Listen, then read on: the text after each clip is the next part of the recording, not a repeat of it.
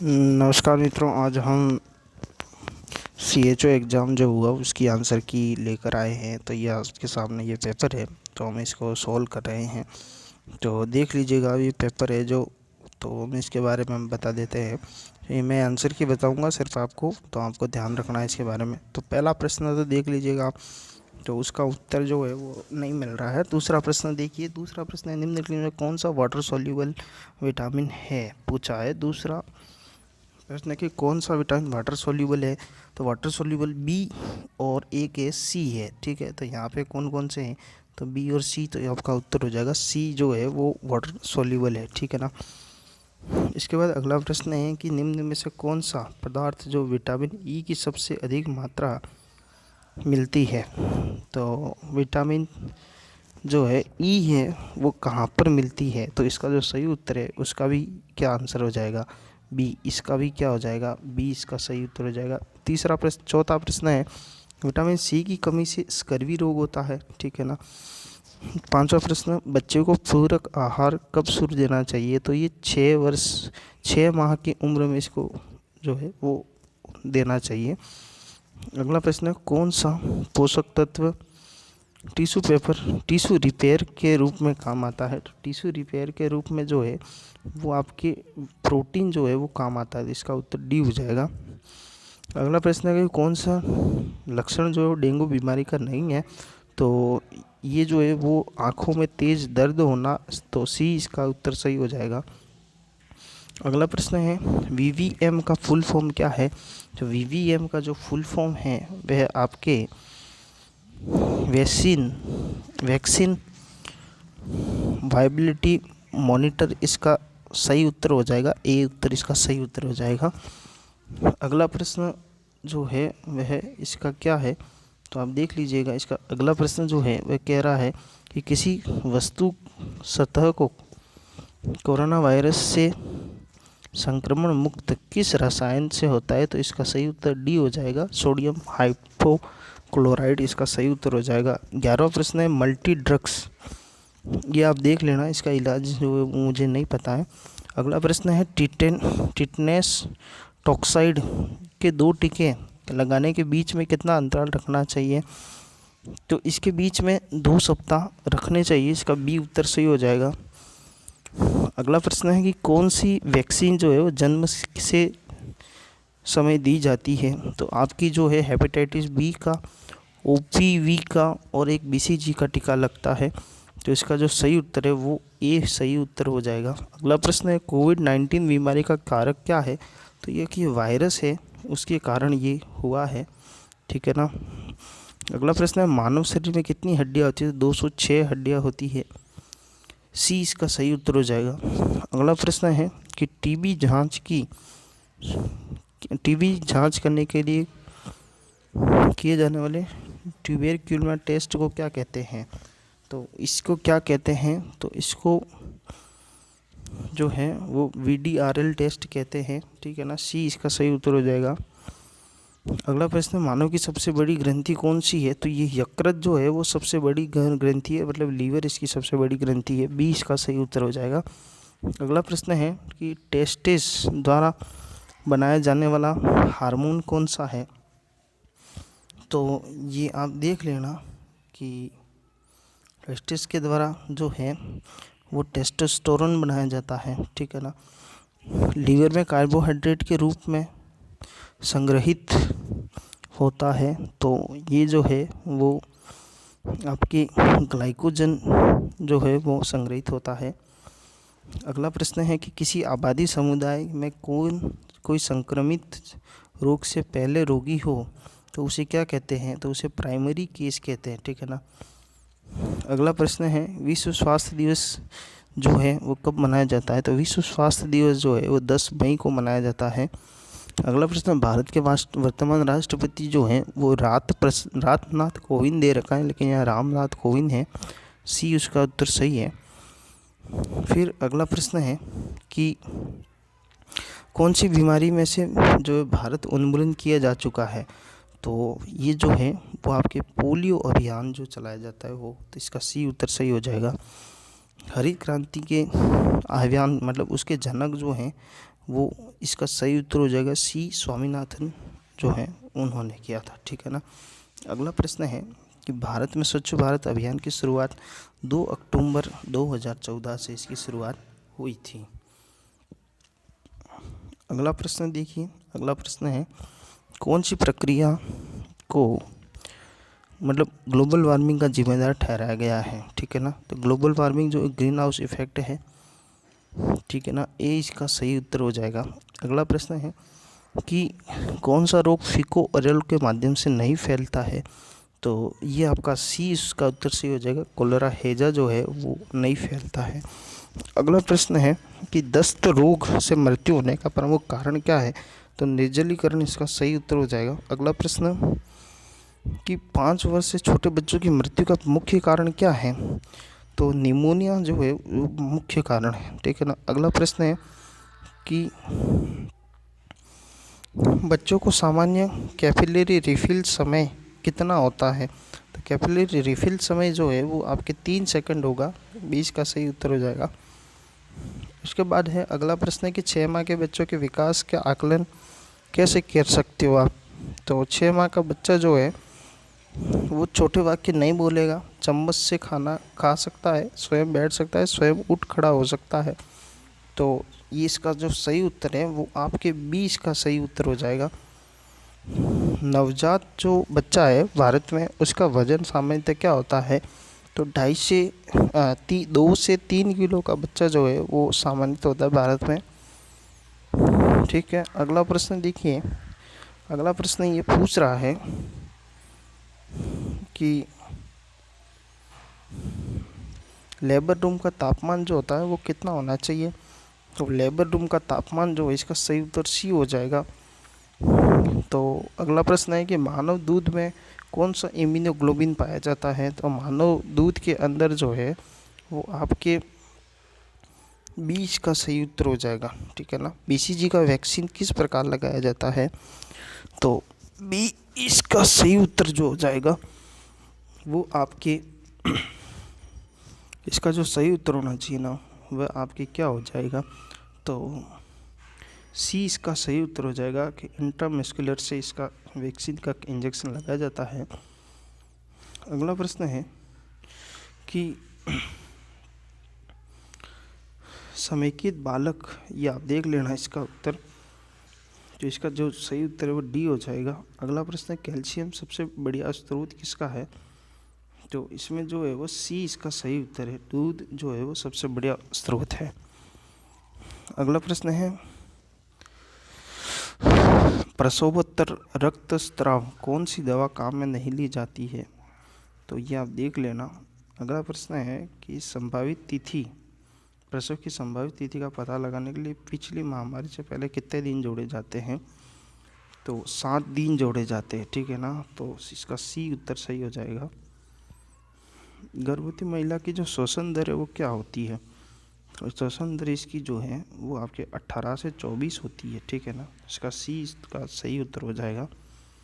अगला प्रश्न है कि फेटोस्कोप से फेटल हार्ट साउंड गर्भधारण की कितनी अवधि के बाद सुनाई जाती है, तो इसका जो सही उत्तर है वह आपके 20 सप्ताह के बाद जो है वो इसकी सुनाई देती है आवाज़, ठीक है ना। अगला प्रश्न है कि रक्त में हीमोग्लोबिन की मात्रा कितने से कम होने पर गर्भवती को एनीमिया कहा जा सकता है, तो ये आपके सी इसका सही उत्तर है कि 11 ग्राम से कम होने पर, ठीक है ना। अगला प्रश्न है कि आईयूसीडी का तात्पर्य है, तो आईयूसीडी जो है वो इंट्रा यूटेरिन कॉपर डिवाइस है, ठीक है ना, कॉपर डिवाइस है। तो इसका जो सही उत्तर है वह 20 का सही उत्तर है। अगला प्रश्न है कि फैटल हार्ट रेट कितनी होती है, जो आपके फैटल हार्ट रेट होती है ना वह ज़्यादा होती है, ठीक है ना, सामान्यतः से। तो इसका जो सही उत्तर है वह आपके सी इसका सही उत्तर है, ठीक है ना। अगला प्रश्न है कि प्रत्येक प्रसव पूर्व जांच में कौन सी जांचें की जाती है, तो इसका जो सही उत्तर हो जाएगा वह आपके बी इसका सही उत्तर हो जाएगा, ठीक है ना। अगला प्रश्न है कि तो इसका डी उत्तर सही हो जाएगा। हीमोग्लोबिन की मात्रा जांचने के लिए इस्तेमाल किया जाता है? तो इसका जो बी उत्तर है वो सही हो जाएगा। गर्भवती महिलाओं में कौन कौन सी चीज़ें देखी जाती है? तो हेपेटाइटिस बी देखा जाता है, ठीक है ना। चलिए अगला प्रश्न कि फोटोग्राफ में अलर्ट लाइन और एक्शन लाइन में कितने घंटों का अंतराल होता है? तो देख लेना ये आपको प्रश्न। जन्म के कितने समय बाद नवजात शिशु को स्तनपान शुरू करवा दिया जाता है? तो ये चिकित्सक के कहने के बाद ही शुरू किया जाता है, ठीक है ना। सामान्य प्रसव में औसत का कितना खून बह जाता है? तो ये आपका 20 का सही उत्तर है। 300 मिलीलीटर जो है वो खून बह जाता है। अगला प्रश्न है कि प्लेसेंटा को कौन सी थैली में डाला जाता है? ठीक है ना, प्लेसेंटा को आपके लाल थैली में डाला जाता है। भारत में मातृ मृत्यु का सबसे ज़्यादा कारण क्या है? तो इसका जो असुरक्षित गर्भपात जो है वो सही कारण माना जाता है। असुरक्षित यौन संबंध के कितने घंटे भीतर आपातकालीन गर्भ निरोधक गोली से गर्भ ठहरने की संभावना कम होती है? तो ये 24 घंटे बाद, ठीक है ना। प्रसवोत्तर बाध्यकरण प्रसव के कितने समय पश्चात किया जाना चाहिए? तो ये आपके 24 घंटे और 7 दिन बाद कर देना चाहिए, ठीक है ना। अगला प्रश्न है कि लीवोजेंट्रिक को कितने समय बदल लेना चाहिए? तो ये इसका जो सही उत्तर है वह आपके 15 दिन बाद बदल लेना चाहिए, ठीक है ना। अगला प्रश्न है BMW से क्या तात्पर्य है? तो ये जो होता है वो बायोमेडिकल वेस्ट होता है, ठीक है ना। इसका बी इसका सही उत्तर हो जाएगा। रक्तचाप मापते समय नलियों को बाहर रखा जाता है, ठीक है ना। ये उत्तर इसका सही हो जाएगा। अगला प्रश्न है टाइफाइड बीमारी पता लगाने के लिए कौन सा टेस्ट किया जाता है? तो टाइफाइड के लिए विडाल टेस्ट किया जाता है, सभी को पता है। तो WHO का मुख्यालय कहाँ पर है? तो WHO का मुख्यालय सभी को पता है कि न्यूयॉर्क के अंदर है, ठीक है ना। अगला प्रश्न है जल में शुद्धिकरण के लिए कौन सा रासायनिक पदार्थ मिलाया जाता है? तो ये जो है वो आपके बी मिलाया जाता है, ब्लीचिंग पाउडर मिलाया जाता है, ठीक है ना। अगला प्रश्न है कि एक प्राथमिक स्वास्थ्य केंद्र औसतन कितनी आबादी में स्थापित किया जाना चाहिए? तो ये जो है वो ए इसका सही उत्तर है 5000, ठीक है ना। अगला प्रश्न है कि राजस्थान की मातृ मृत्यु दर कितनी है? तो ये जो है वो आपकी 150 है, ठीक है ना।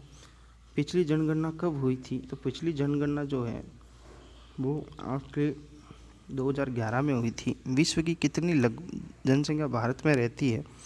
तो ये जो है वो आपकी 22% रहती है, ठीक है ना।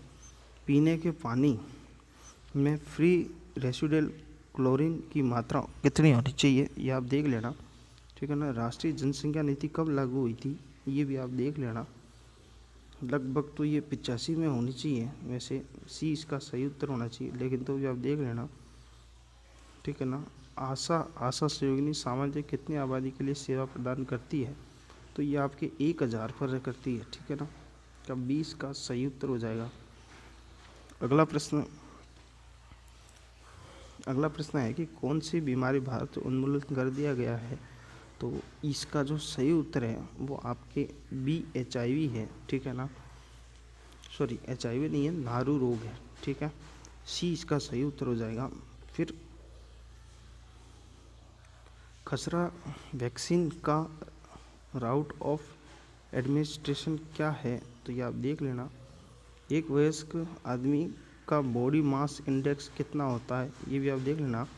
बच्चों को दस्त रोग के इलाज के लिए ORS के साथ निम्नलिखित में से क्या दिया जाता है? तो ये आपको कैल्शियम देगा, ठीक है ना। और क्या देता है? तो ये जिंक देता है, मतलब डी इसका सही उत्तर हो जाएगा और ए भी इसका सही उत्तर हो सकता है, ठीक है ना। अगला प्रश्न है कि किसी वयस्क के रैंडम ब्लड शुगर की कितनी मात्रा मधुमेह होने की संभावना रहती है? तो ये आपकी 140 से ज़्यादा होता है ना, तो आपके रहती है, या फिर 80 से 100 इसका सही उत्तर हो जाएगा, ठीक है ना। अगला प्रश्न है मधुमेह की सबसे ज़्यादा किस में पाई जाती है? जटिलता जो है किस में ज़्यादा क्या है? तो ये हाइपरग्लाइसीमा है या हाइपोग्लाइसीमा है, तो हाइपरग्लासीमा या हाइपोग्लासीमा, तो ये इसका सही उत्तर सी हो जाएगा, हाइपोग्लासीमा है, अधिक हो जाता है इसके अंदर, ठीक है ना। अगला प्रश्न है, मानव शरीर में कैंसर किस प्रकार फैलता है, तो इसका जो है वो डी इसका सही उत्तर हो जाएगा कि लिम्फोसिस सिस्टम से और रक्त के माध्यम से, दोनों से तरफ फैल सकता है, ठीक है ना। अगला प्रश्न है कि कौन सा कारण स्तन कैंसर का जोखिम बढ़ाते हैं सिवाय एक के, तो अत्यधिक वजन जो है वो इसका कारण नहीं है, बाकी सारे कारण हैं, तो ऐसा नहीं है।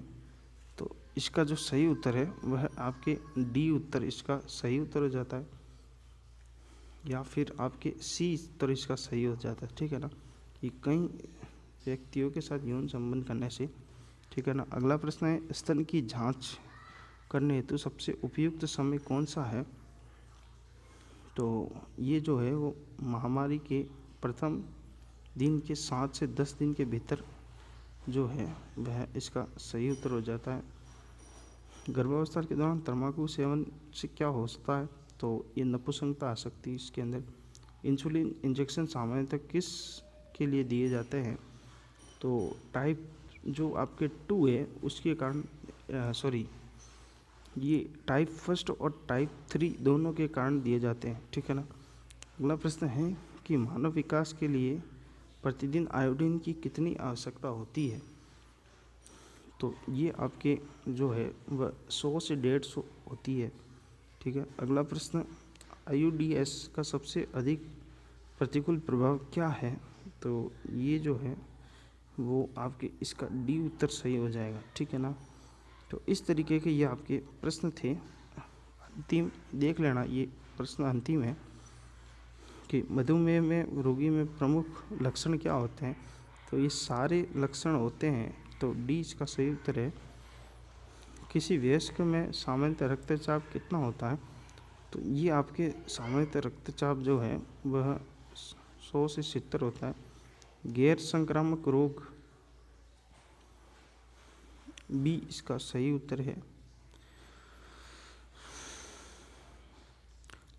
अच्छा,